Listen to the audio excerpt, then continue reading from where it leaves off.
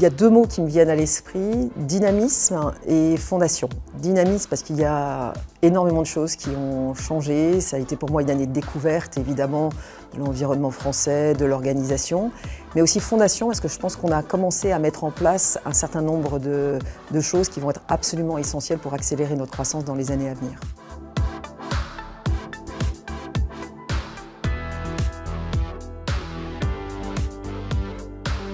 Ce qui m'a le plus agréablement surprise, c'est l'agilité de cette filiale quand nécessaire. C'est-à-dire que, je vais vous donner un exemple, on a décidé de recruter un nouveau réseau en respiratoire et en 4 mois, on a été capable de recruter environ 120 collaborateurs.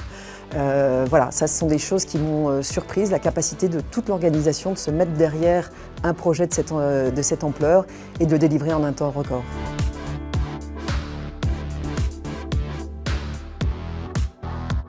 Ce qui me rend toujours au quotidien le plus fier, c'est notre capacité à amener des médicaments et des produits qui font vraiment la différence pour les patients. Donc ça reste une fierté et c'est vraiment une des raisons pour lesquelles tous on se lève au quotidien.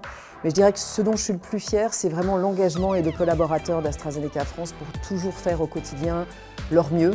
C'est assez remarquable dans cette organisation.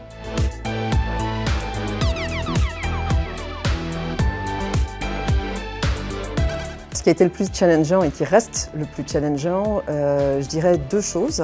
La première, c'est l'environnement extérieur et évidemment, particulièrement en ce moment, le financement du médicament, ce qui veut dire évidemment toutes les problématiques d'accès, ça reste évidemment un grand challenge.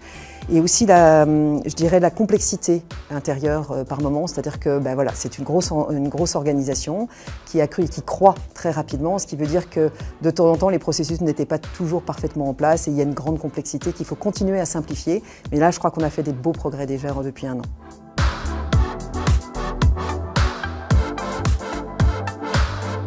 La feuille de route, elle est bien chargée, beaucoup de choses à faire toujours.